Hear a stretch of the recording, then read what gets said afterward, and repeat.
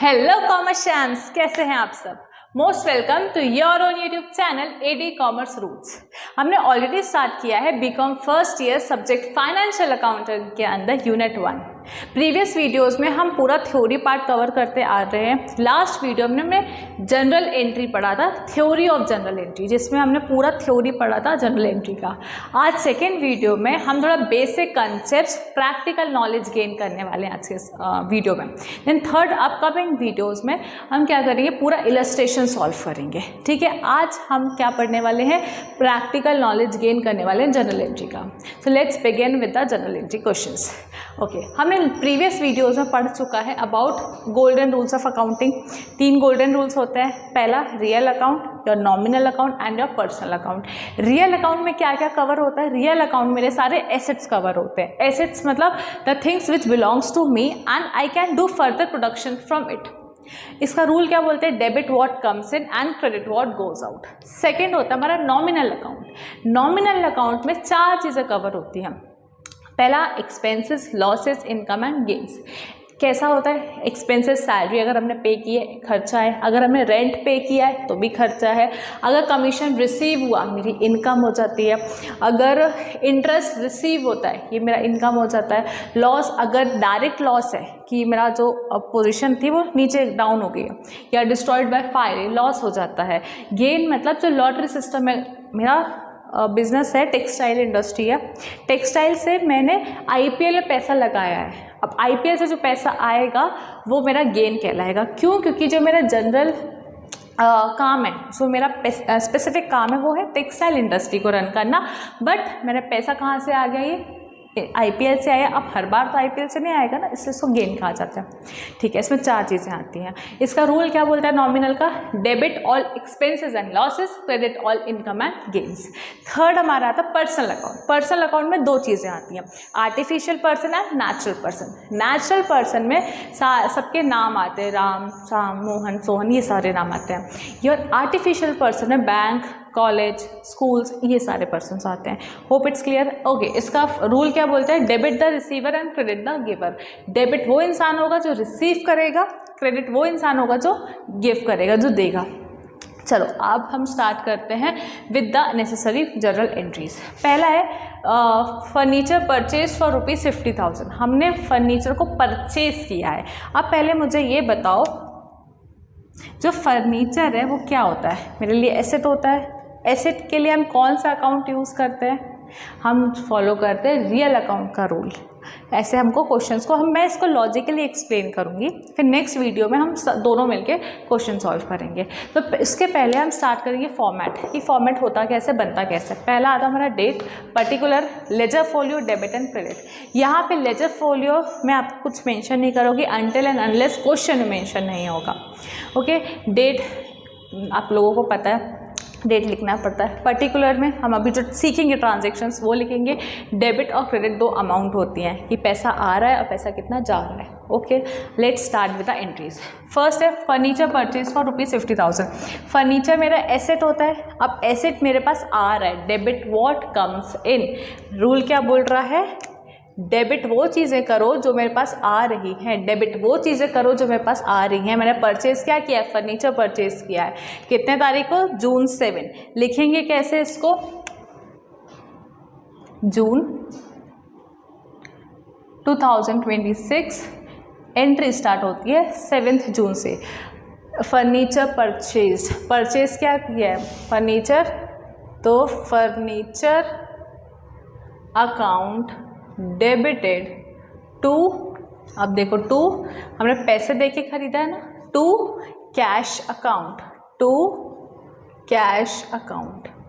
Furniture मेरे पास आया है इसलिए मैंने इसको डेबिट किया है। पैसा मेरे पास से गया है इसलिए मैंने इसको क्रेडिट किया है। दोनों ही मेरे एसेट्स, देखो दोनों ही मेरे एसेट्स हैं। फर्नीचर भी और कैश भी मेरे एसेट्स हैं, इसलिए हमने कौन सा रूल किया है? ये वाला rule, debit what comes in and credit what goes out. इसमें कितना अमाउंट दिया है? इसमें 50,000। अब हमने जो रूल पढ़ा है ना, that debit side should always equals to your credit side, वो यहाँ पर एक्चुअल में फॉलो होता है। देखो जितने की वैल्यू है फर्नीचर की उतना ही कैश मिलेगा, कैश हमको देना पड़ेगा। देखो ये दोनों साइड इक्वल हो गया। अब जो हमने कल पॉइंट पढ़ा था ना फीचर्स में कि सॉरी स्टेप्स में, हमको नरेशन लिखना ज़रूरी होता है। तो नरेशन क्या होता है? नरेशन मतलब है कि हम यहाँ पे एक लाइन लिखेंगे जिससे ये स्टेटमेंट प्रूफ होती है कि ओके ये ट्रांजैक्शन इस चीज़ का है। फॉर एग्जाम्पल, ठीक है, यहाँ पे हमने कल फीचर पढ़ा हुआ था, फीचर नहीं सॉरी योर स्टेप्स हमने पढ़ा हुआ था। स्टेप्स में क्या था कि हमको यहाँ पे नरेशन लिखना है। नरेशन का मतलब क्या होता है? ये एक ऐसी स्टेटमेंट है जो बताती है कि एक्चुअल ट्रांजैक्शन किस चीज़ का है। तो हम लिखेंगे कैसे? Being furniture purchased of ₹50,000। Being furniture purchase of ₹50,000, ये हमारी फर्स्ट एंट्री यहाँ पे क्या होती है? ख़त्म होती है। फर्स्ट एंट्री समझ आई क्या? सेकेंड बोलता है purchase machinery from chimney of ₹1,80,000। अब देखो एक छोटा कंसेप्ट यहाँ पे आता है। क्या है वो छोटा सा कंसेप्ट? कि जब हम देखो दो ट्रांजेक्शन्स होती हैं, एक होती है हमारी कैश ट्रांजेक्शन और एक होती है हमारी क्रेडिट ट्रांजेक्शन। एक होती है हमारी कैश की ट्रांजैक्शन और एक होती है हमारी क्रेडिट की ट्रांजैक्शन। अब कैश का मतलब वो होता है जब मुझे तुरंत पैसा मिल जाता है, और क्रेडिट की ट्रांजैक्शन वो होती है जो मेरी उधारी की ट्रांजैक्शन कहलाती है। हम बोलते हैं ना भैया इतना को उधार दे दो, हम बाद में आपको दे देंगे। उधार सुना ना, वो होता है क्रेडिट। तो जब भी हमारा क्रेडिट होता है, देखो जब भी किसी भी क्वेश्चन में नाम आता है, नाम मेंशन होता है, मतलब वो समझ जाना चाहिए कि वो हमारी क्रेडिट की ट्रांजैक्शन है। अब पहले वाले क्वेश्चन में देखो क्या यहाँ पे किसी का नाम मेंशन था? नहीं था। तो हमने इसको क्या कंसिडर किया था? ये कैश की ट्रांजेक्शन है। अब इसमें क्या है? यहाँ पे नाम दिया है चिमनी का। चिमनी एक पर्सन है। तो हमने क्या किया? 1,80,000 से हमने क्या परचेज़ किया? इससे मशीनरी परचेज किया। ये बात समझ आई मेरी? अब इसका ट्रांजैक्शन कैसे रिकॉर्ड होगा? कौन सा डेट क्या है? जून 10। हम यहाँ पे प्रॉपर मेंशन करेंगे जून 10।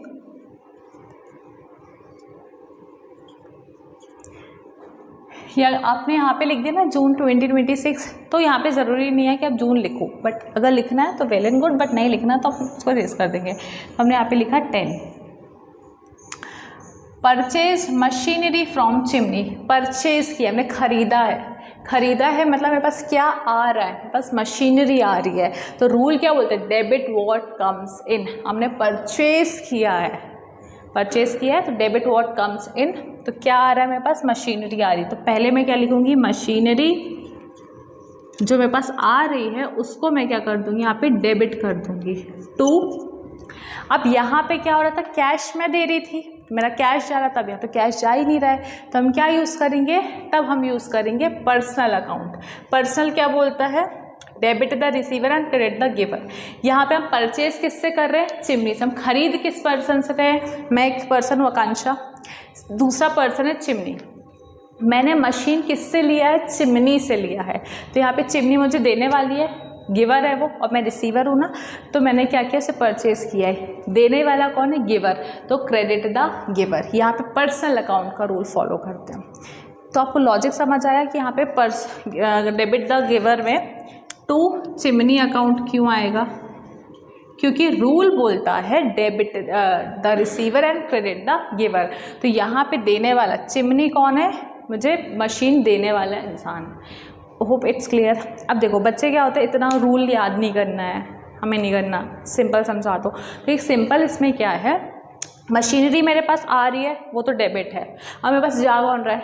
कैश जा रहा है? नहीं। नाम जा रहा है? हाँ, किसका? चिमनी का। इसलिए यहाँ पे चिमनी का नाम आ गया। अब नरेशन लिख देंगे being machinery purchased on credit. कितने रुपए की हमने मशीनरी परचेज की? 1,80,000, 1,80,000। यहाँ पे कुछ नहीं, यहाँ पे कुछ नहीं, 1,80,000। ओके। सेकेंड है जून 12 की एंट्री है, गुड्स सोल्ड ऑफ ₹10,000। यहाँ पे गुड्स हम क्या हो रहे हैं? सोल्ड हो रहे हैं। सोल्ड मतलब बेच रही हूँ, मैं गुड्स को बेच रही हूँ। मेरे पास से क्या जा रहा है? मेरे मार्कर की दुकान है, ठीक है, मैंने मार्कर क्या किया? गुड्स को बेच रही हूँ। बेच वाला मार्कर जा रहा है। तो हमेशा गुड्स, जब क्वेश्चन में गुड्स दिया होता है तो गुड्स का नाम ना आगे किसका नाम आता है? सेल्स का नाम आता है। जब भी गुड्स दिया होता है तो गुड्स की जगह किसका नाम आता है? हमेशा सेल्स का नाम आता है। अब देखो जा क्या रहा है मेरे पास से? गुड्स जा रहा है और आएगा क्या? पैसा आएगा, कैश आएगा मेरे पास से। देखो ये है कैश, रियल अकाउंट के अकॉर्डिंग कैश आने वाला है, तो debit what comes in? Cash account debit. और जब भी गुड्स का नाम दिया होता है ना, तो गुड्स के नाम की जगह क्या आता है? सेल्स का नाम आता है, टू सेल्स अकाउंट। अमाउंट कितनी है? 10,000 एंड 10,000। नरेशन लिखेंगे बीइंग गुड्स सोल्ड, हमने गुड्स को सोल्ड आउट कर दिया है। थर्ड हमारा आता है जून 20 का कैश पेड टू राम। अब कैश हमने पे किया है राम को, राम नाम आया है यहाँ पर, नाम से मतलब पर्सनल अकाउंट है, नेचुरल पर्सन, तो इसमें रूल भी किसका लगेगा? Debit the receiver and credit the giver. अब यहाँ पे समझने वाली ये बात है कि क्वेश्चन में क्या बोला है, क्वेश्चन में हमको कौन रिसीवर है कौन गिवर है, हमको ये समझना है। तो पहला चीज़ हम समझेंगे कैश पेड टू राम, हमने पे किया है राम को, हमारे पास से क्या गया? कैश एसेट है, हमारे पास से गया क्या? कैश गया। तो पहले हम क्या कर देंगे यहाँ पे, जून गया कौन है? कैश गया टू कैश अकाउंट, और पे किसको किया? राम को। राम रिसीव कर रहे हैं ना, तो debit the receiver, Ram receive कर रहे हैं पैसे, आकांक्षा ने राम को पैसे दिए, राम को पैसे दिए हैं, वो रिसीव कर रहे हैं पैसे, इसलिए डेबिट द रिसीवर। तो मैं यहाँ पे क्या लिख दूंगी? Ram account debited to cash account. Cash क्यों? क्योंकि मेरे पास से अब मेरा एसेट जा रहा है, तो रूल क्या बोलता है? Credit what goes out. Narration क्या हो जाएगा इसका? Being cash paid to Ram. कितना पैसा दिया मैंने राम को? 5,000, 5,000 एंड माई 5,000। ओके, फिर एंट्री क्या बोली है? क्वेश्चन क्या बोला है? जून 22 में कैश रिसीव्ड फ्रॉम चिमनी 15,000, मुझे कैश रिसीव हो रहा है 15,000, मुझे कैश रिसीव हो रहा है। अब देखो आप लोग कंफ्यूज हो गए कि दीदी यहाँ तो नाम है तो क्रेडिट का होना चाहिए, तो सिर्फ क्रेडिट की एंट्री कहाँ होती है? जहाँ पे परचेजेस और सेल्स की बात चलती है, जहाँ पर परचेजेस और सेल्स की बात चलती है सिर्फ क्रेडिट ट्रांजेक्शन्स वही होते हैं। यहाँ पे तो सिर्फ कैश का लेन देन हो रहा है ना, तो कैश मुझे मिला है, चिमनी ने मुझे दिया है, क्या मिला मुझे? कैश। कैश मेरे पास आ रहा है, तो डेबिट व्हाट कम्स इन, क्या आ रहा है? कैश आ रहा है। तो 22 को कैश अकाउंट डेबिटेड किससे आ रहा है? मुझे चिमनी से आ रहा है। तो रूल क्या बोलता है? Credit the giver.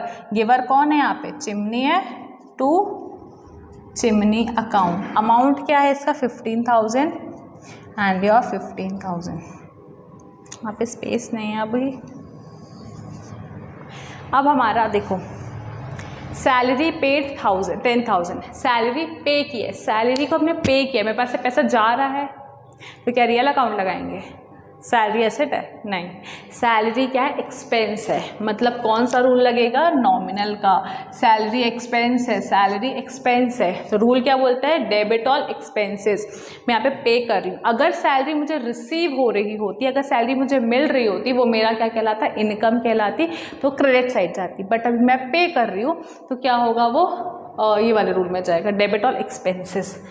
तो यहाँ पे 24 को मैं क्या करूँगी? सैलरी को पे करूँगी। सैलरी अकाउंट डेबिटेड किस में दे रही हूँ? कैश में दे रही हूँ, टू कैश अकाउंट। अगर यहाँ पे लिखा होता salary paid by a cheque, cheque के थ्रू पे किया है, तो यहाँ पे कैश का नाम ना आके बैंक का नाम आ जाता। जा क्या रहा है? मेरे पास से पैसा जा रहा है, तो क्रेडिट व्हाट गोज आउट, पैसा गया है, और expenses all debit all expenses. Expenses मेरा क्या है? सैलरी है, तो वो अमाउंट जाएगा कितना? 10,000 एंड 10,000। लास्ट बोलता है हमारा कमीशन रिसीव्ड 2,000। कमीशन रिसीव कर रही हूँ मैं, मुझे कमीशन मिल रहा है, कमीशन रिसीव कर रही हूँ, मतलब debit credit all income and gain. आ क्या रहा है? कमीशन आ रही है, कमीशन आ रहा है। देखो कैसे लिखेंगे हम इसको? इधर पे कर देती हूँ लास्ट एंट्री। कितने तारीख की? 28 की है। एंट्री क्या पास होगी? एंट्री क्या पास होगी कमीशन रिसीव्ड की? जल्दी जल्दी बताओ। देखो रूल क्या बोलता है, credit all income and gain. पैसा आ रहा है तो कैश अकाउंट डेबिटेड टू, किसके नाम से आ रहा है? कमीशन के नाम से आ रहा है ना। कितना अमाउंट है इसका? 2000 एंड 2000। यहाँ पे हमारा ख़त्म होता है सारे ट्रांजेक्शन्स। Hope it's clear. फटाक से रिवाइज करते हैं जो बेसिक कंसेप्ट है उसके। 3 रूल पढ़े। रियल अकाउंट का रूल क्या बोलते हैं? Debit all expenses and losses. जहाँ कैश, फर्नीचर, मशीन को परचेज या सोल्ड आउट किया जाता है वहाँ पे हम ये वाला रूल लगाते हैं। नॉमिनल अकाउंट क्या बोलते हैं? Debit all expenses and losses, credit all income and gain. ये यहाँ पे वो ट्रांजेक्शन्स या फिर वो वाले रूल लगाते हैं जहाँ पे मेरा खर्चा होता है, सैलरी, कमीशन, रेंट, इंटरेस्ट, ये सब होता है। फिर पर्सन में जब किसी का नाम आता है, किसी पर्सन का नाम आता है, तब हम वाला रूल लगाते हैं, debit the receiver and credit the giver. आज हमने एक और कंसेप्ट पढ़ा कि 2 चीज़ें होती है, एक कैश ट्रांजेक्शन्स होता है और एक क्रेडिट ट्रांजेक्शन्स होता है। कैश ट्रांजेक्शन्स वो ट्रांजेक्शन्स होते हैं जब मैं बाय फेज ऑन हैंड में पैसा दे देती हूँ। मैंने कुछ गुड्स परचेज किया, मैंने पैसा दे दिया, मैंने गुड्स सोल्ड किए, मुझे तुरंत पैसा मिल गया, ये होते हैं cash transaction. But purchase transaction में क्या होता है, जैसे क्रेडिट ट्रांजेक्शन में क्या होता है, मैंने परचेज किया और मुझे उधारी मिली, उन्होंने कैश नहीं दिया, उन्होंने हम बाद में देंगे। मैंने कुछ सोल्ड आउट किया, उन्होंने कहा हम बाद में देंगे। ये समझ आया? और क्वेश्चन में कैसे समझ आता है ये क्रेडिट ट्रांजेक्शन है? क्या लिखा रहता है? नहीं, लिखा नहीं रहता, वहाँ पे हमको नाम मेंशन किया। जैसे यहाँ पे चिमनी का नाम मेंशन था, चिमनी मेरी क्या हो गई? क्रेडिटर हो गई, मैंने यहाँ पे क्रेडिट की ट्रांजेक्शन्स हो गई। Hope it's clear. Next video में हम क्या कवर करने वाले हैं, इसके पूरे इलस्ट्रेशंस को कवर करने वाले हैं। ओके।